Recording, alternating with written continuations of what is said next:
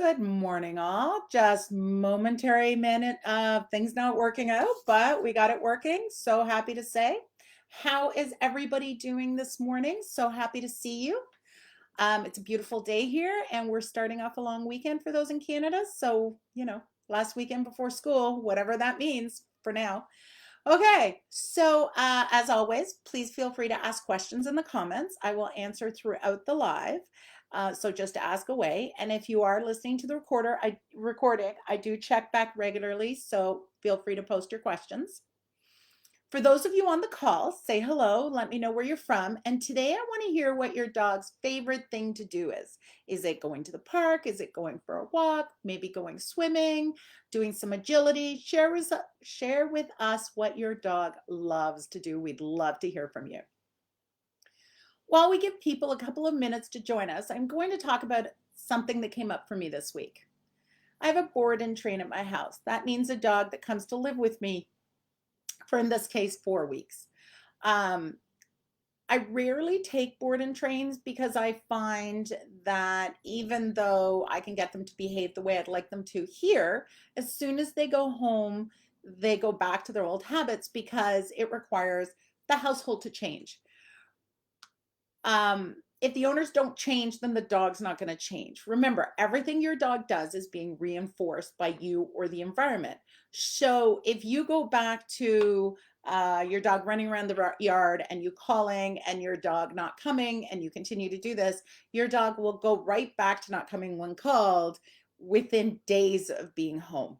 So that's why I don't do board and trains. But this was a special situation and I decided to take the dog. So it made me remember that when a dog, and sometimes I think people forget this when they adopt dogs, so I thought I'd mention it to you. When a dog comes to me for training, my first goal is to make a connection. And usually I've only taken a few board and trains, but they're dogs who has got some issues going on. So definitely not the, hey, how are you? How's it going type of dog. You can't rush this connection. You have to let it happen on its own. Depending on a number of factors, this could be a few days or it could be a few weeks. Depends on the temperament, it depends on situation they came from, so many things. It always amazes me when people adopt a dog and expect them right away to behave right from the get-go. I get it all the time. Oh, I've had the dog 2 days. The dog knows how to sit. The dog knows how to down. The dog knows how to walk on leash. I'm like, it can't. It can't. Unless it came totally trained, it can't possibly have learned that in 2 days. Same with when I hear that from people who have 10-week-old puppies. They may have started to learn it, but they don't know it. It's not a usable skill. Biggest thing is take your time. First step is to create a relationship. Teaching a sit is wonderful, but if the dog doesn't learn to work with you, it's a waste. It's useless information.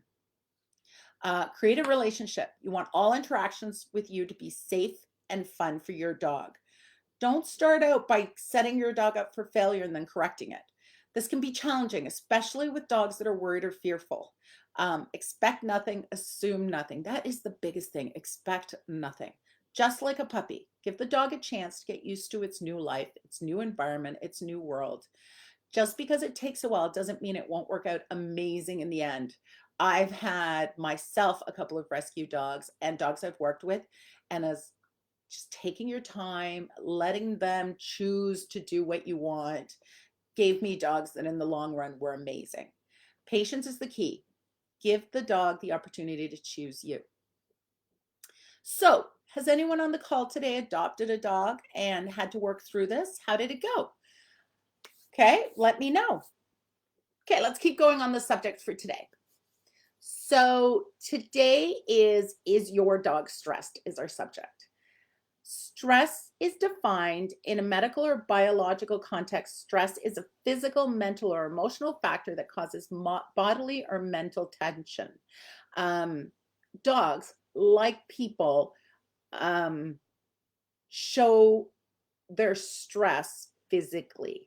What I mean by that is, so my Siberian Husky showed in the confirmation ring. And when he got stressed, he changed his gait. He tightened up his rear and his gait would totally change. So it was really obvious the minute He hated being in the ring with dogs really close in front and behind him, turning around, and there was a whole bunch of intact males and possibly a bitch in heat in the building. So that all stressed him out. So the longer we were there, the more his gait would change as his rear. He carried his stress in his lower back and his rear. Um, Now, stress isn't always a bad thing. Learning requires stress. So every time you train your dog, there should be a little level of stress as he figures stuff out. But how much stress is too much? And you don't want to create stress in the dog that they're like, I'm out of here, I'm done.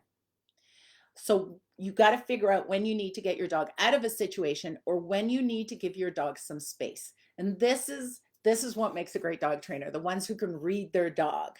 And that's what I want to help you learn to do. In agility, stress in dogs is hard to ignore because the dogs are off leash. Anybody who's ever seen dogs run and handlers run agility, it's a beautiful, when it's done right, it's beautiful. The dog knows exactly where they're going. They're going at top speed, but they're not even wearing a collar. So what I see a lot in agility is they start out, there's lots of cookies, it's all positive, there's no expectations, all is good. Until we get to the next level of sequencing, so learning to put obstacles together. And then the dog has questions, usually because the handler has questions. It's hard. It's a novice handler with a novice dog trying to learn a skill. So walking away becomes a reflection of those questions and that stress. So if the dog constantly asks a question and doesn't get answers to satisfy that question, then they choose to default to what their stress behaviors are. So that could be walking away, barking at you, stuff like that. And when you spend half your turn in agility class trying to get your dog back, that makes agility not so much fun for anybody and causes a lot of people to then quit agility. The longer I train dogs, the more I realize how incredibly sensitive dogs are and how all these bad behaviors in the agility ring we see are solvable just by figuring out what their questions are. In agility, it's usually something to do with connection. Connection is more than just watching your dog. It's really hard concept to explain, especially to my novice handlers. But it's almost knowing what your dog will do next. It's not just looking, but paying attention to your dog, having your focus on your dog, which is really hard to do for handlers, for novice handlers, because they also have to have their focus on their own bodies so they're in the right place. Novice dogs usually need a lot of connection, and some novice dogs, if they don't get it, start to walk away. Or the other side of that coin could be they start to run their own course. What they're telling you when they run away is, you're not giving the information I need. You're not supporting me like I need. Now I'm stressed out. Now I'm walking away. One of the goals when working a dog is to teach them to learn how to work through stress and keep working. There's always going to be questions, but a confident, adult, experienced dog will go, oh, there's a question. Okay, I'll figure it out and I'll keep going. My border collie Iggy had a problem with coming out of tunnels. So when a dog goes in a tunnel, obviously you lose connection when you can't see each other. And a lot of dogs need to see you coming out of the tunnel and need you to look at them and tell them, okay, welcome back. Let's go this way. And that all happens in a millisecond, but that millisecond is huge important. So Iggy would come out of the tunnel slow. He'd come out walking. And I would go home and I would practice, put him in a tunnel, throw a ball, put him in a tunnel till he was firing through the tunnel. And then we'd go back to class, and within a few sequences, he would again come walking out of the tunnel. It took me a while to figure this out. I became a better handler, as people tend to do when they keep working on it. And as a better handler, I was automatically more connected. But I hadn't figured out why he was running better. I finally learned it watching my students. They really showed me how disconnection was stressing dogs out. Do you do agility? Has this happened to you? Does your dog leave you or go walk beside you, go really slow? Let me know and ask me questions.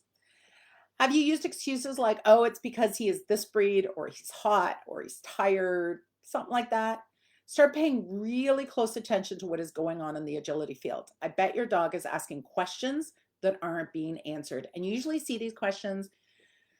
they'll slow down. Like yesterday, we were working a sequence and we added a little bit of distance. And the first time the dog did it with decent speed. The second time, you could tell he was slower. So I had the handler go closer, do a bunch of little ones, and then go further again. You don't want to add challenge while they're asking questions because that is already challenging if they're asking questions and you saw he was asking questions because he slowed down. That could be with a sit too. It's not just agility. I see this next example a lot in my obedience classes, especially when the owners need to perform, like when I am watching them, like when I walk up and say, okay, show me how your sit's coming along. All of a sudden there's pressure on the human. And as soon as there's pressure on the human's going to pass that pressure down to the dog. All of a sudden you can't kind of sit. You need to sit when I ask you. When we put pressure, human beings tend to lean in and get louder. We do it to each other. I've seen memes, people talking to somebody who doesn't speak the same language, and they tend to move closer to them and get louder. Though really, yeah, we all have to understand that it doesn't matter how loud you are. If they don't understand the language, they're still not going to understand. But it's just natural human behavior. Here's a little piece of advice. If your dog is looking at you and doesn't do what you ask, this is a big piece of information. And we have to acknowledge it instead of just keeping pushing. One of two things is happening. Your dog either has no idea of what you are asking. Doesn't matter if you think he should know what you're asking. At this point in time, he is telling you he can't figure it out. So I'm talking a dog who's looking at you and you're going sit, and your dog's looking at you going, I have never heard those words before in my life. And it happens.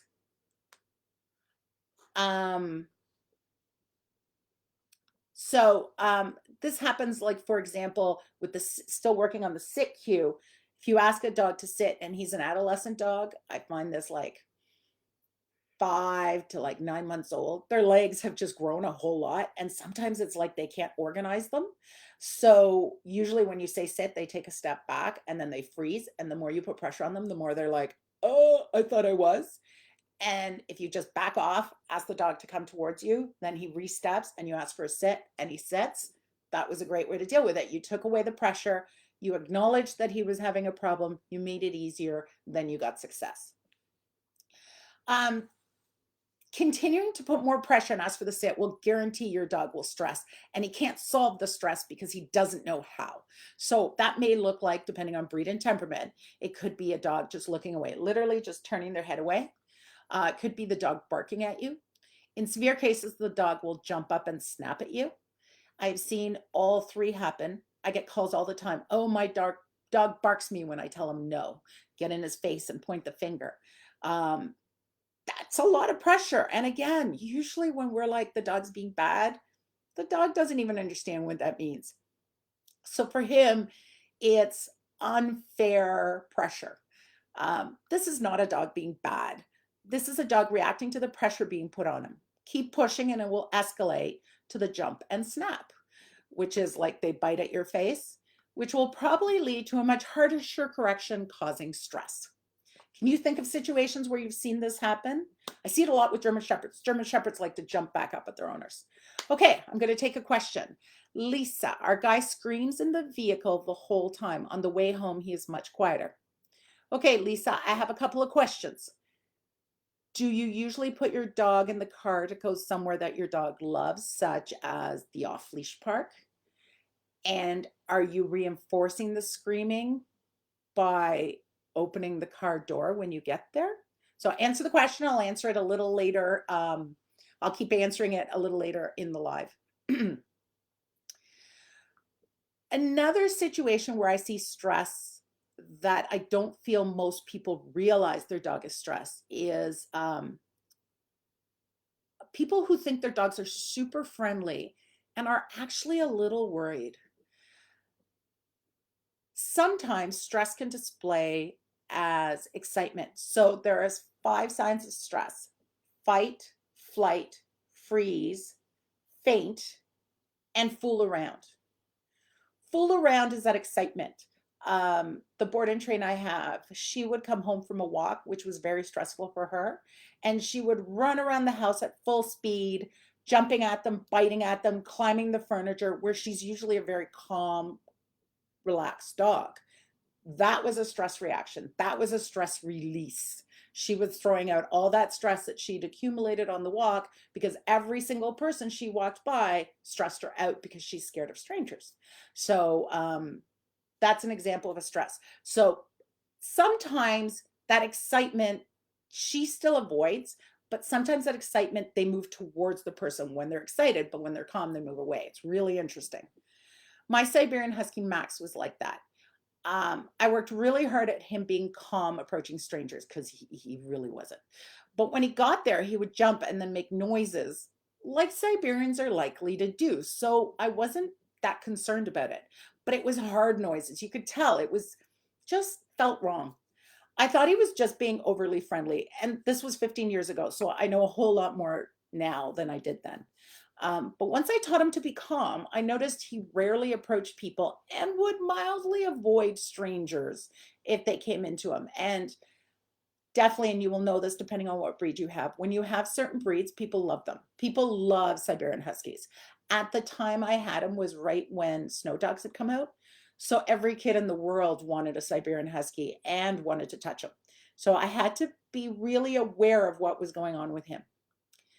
At the same time, I was doing lots of events like pet expos where you go and you hang out and talk to people and answer their questions, and they all want to touch your dog. So I came up with a plan to help my dog survive these pet expo like options, places, while still being comfortable and content. So every time somebody touched him, he got rewarded. Every time a person put a hand on him, and of course I controlled the people petting him, polite petting, not some people go over the top with petting and will like to rub their face on your dog. That's inappropriate. Don't let them do that. Unless, again, your dog is super friendly and really likes it. So every time he got touched by someone, he got rewarded. He never loved people. He always was indifferent. He got to the point where he didn't care if someone touched him, but he never searched out strangers to be pet. But he did learn good things happen every time somebody touches you.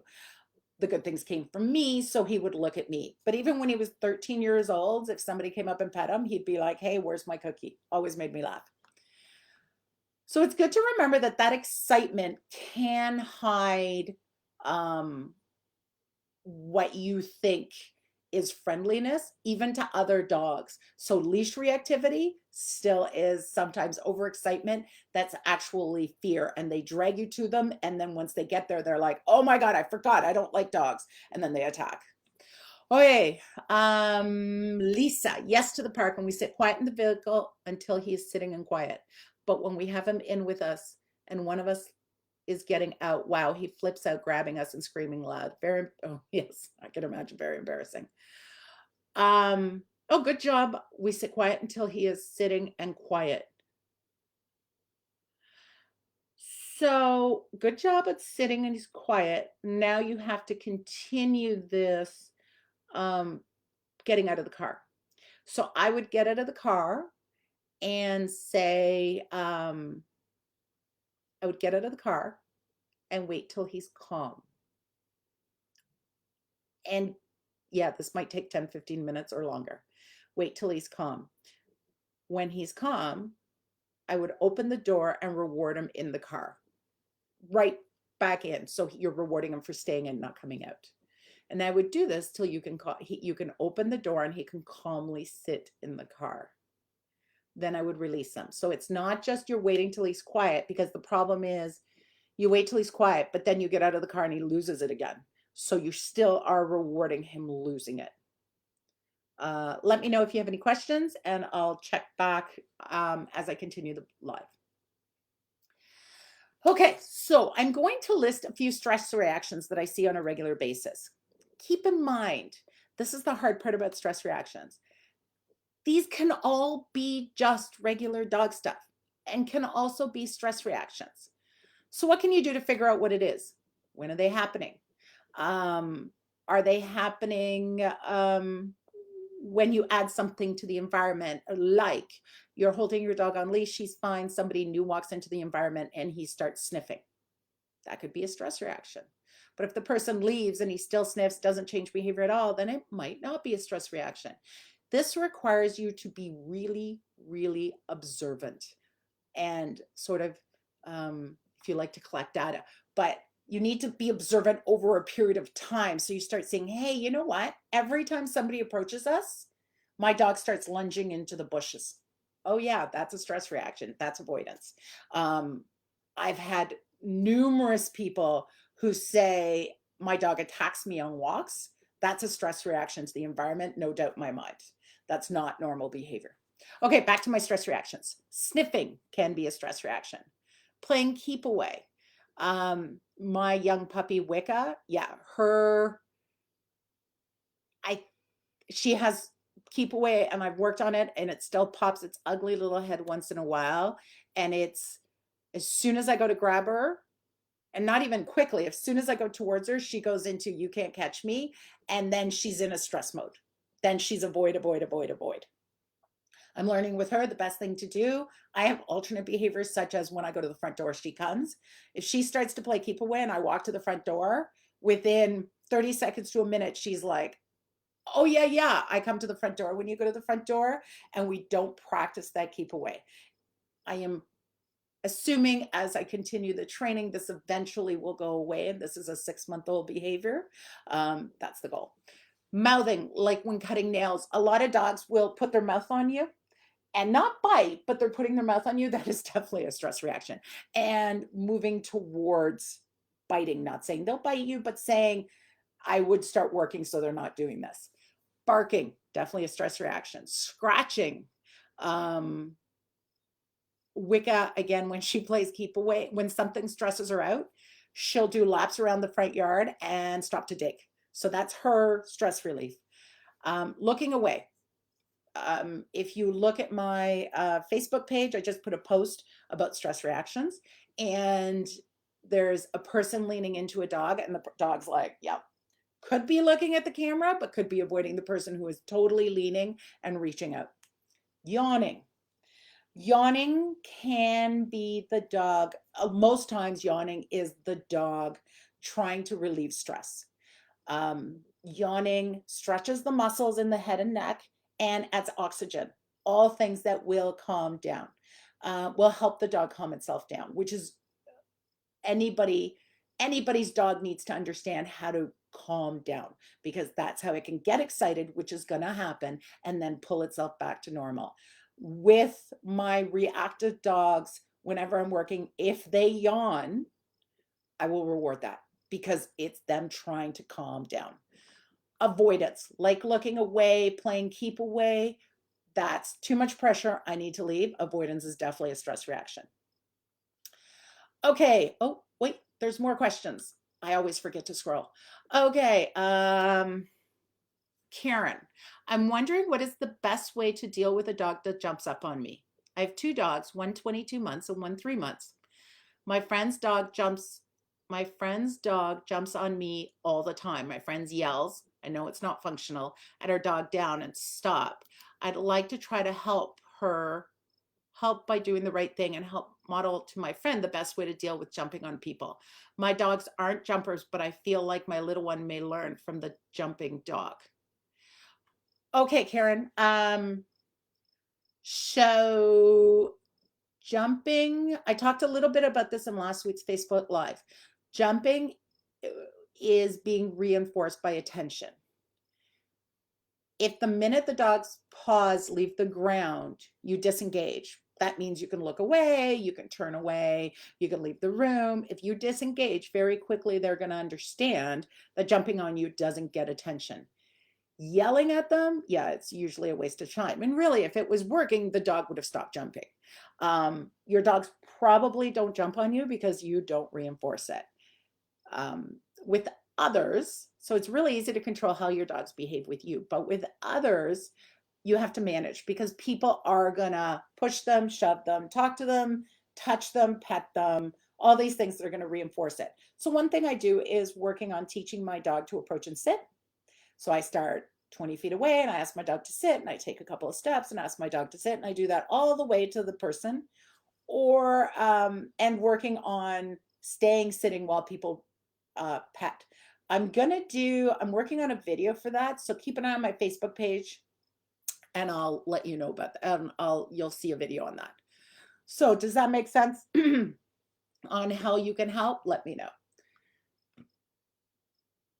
Lisa, yes, repetition is always good. Start with being calm and coming out of the car when released in your driveway when he's tired. Get that skill in there. And then when you go to the park and he's crazy, you can be like, hey, you know how to do this. And just wait him out. You have to be prepared to go, let the brain arrive. Sometimes the brain's just not there, especially if your dog is young. Jennifer, my pitty mix barks and my 7-year-old and tries to bite him. Oh, at my 7-year-old, but other times she is fine. She is 5 months. Okay, so your pitty is a baby, 5 months old, just starting to hit adolescence. What is your pitty and your 7-year-old doing right before she starts to bark? Are they playing together? Is he ignoring her? Is he sitting on the couch? You need to figure out what's causing your pitty to bark. Also, if it's just every day, she does it all the time, then you may need to put her in a crate for a little while so she starts to settle herself down. Yeah, Jennifer, answer me and we'll see. Answer me like what is happening right before the barking, and I'll see if I can give you some suggestions. Lisa, the reward is when you let him out of the car, but when I would, so I open the door, I start with the window rolled down a bit, and if my dog is calmly sitting in the car, I'll toss cookies in. Be careful what you're tossing in his cookies. Make sure you don't lose them in the car because they'll rot.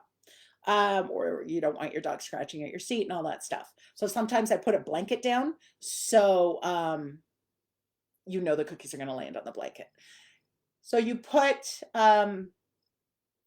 your dog's calm, you leave the window open a gap, your dog's calm, you're standing at the door, you toss cookies in. And then you're going to open the door and you're going to drive your hand as far in as you can. So you're going to reward your dog, but it's far in the car. Or you could throw it in. I like the dog sitting, so I reward.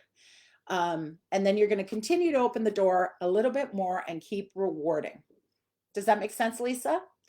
I will, there's definitely a video on my Facebook page. I will remember to put the link in the notes, in the show notes for this live, but it's there if you look for it. Karen, oh, thank you. Yes, her yelling definitely reinforces his behavior. I'll keep an eyes open for your video. Yeah, with any behavior that is inappropriate, and I say inappropriate because it's not bad because the dog doesn't know good from bad, but we consider it inappropriate. Paying attention to it, yelling at it tends to make it worse. I think because we are paying attention to it, putting value to it, reinforcing it. Jennifer, swinging on the swing. Okay, so now you know your dog can handle swinging on the swing. So I'd be practicing, if you go through the videos, again, I will post something on the show notes. We have, it used to be called post game, now it's called ODR game, but the ODR game is basically observe, don't react. I would start by holding her collar and rewarding her for watching your son swing on the swing.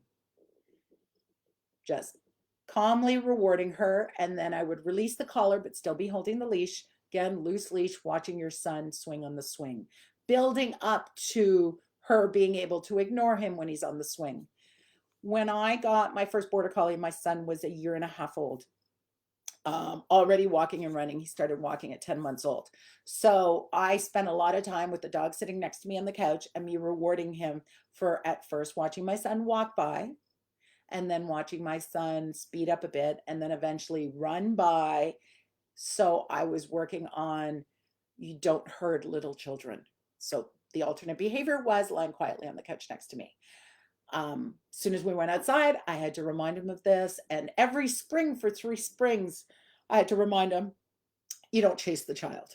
But that's exactly what's happening with your pitty. So that would be how I'd solve it. Okay, great, Lisa. I will find you the video and show you, give you the link. Okay, any more questions? I've scrolled. Awesome. Okay. So next week, this week was talking about, is your dog stressed? Trying to figure out what is stress. What does it look like in your dog? Next week, I am going to talk about how we deal with stress, how we teach the dog to work through that stress and continue to work for you. Sometimes the solution is removing them from the situation. Sometimes the solution is helping them have tools to learn to work through the situation. I want you to spend this week observing your dog and seeing what you see. If your dog's overexcited, was that a stress reaction? If your dog is super quiet in different situations, that could be a stress reaction. It's hard to tell at class. I get dogs who come in and lie down and just sit there. And you're like, oh, everybody's like, wow, your dog's so well behaved. That's called negative stress. So there's negative stress and there's positive stress. Negative stress dogs tend to calm down. Positive stress dogs tend to get hyper.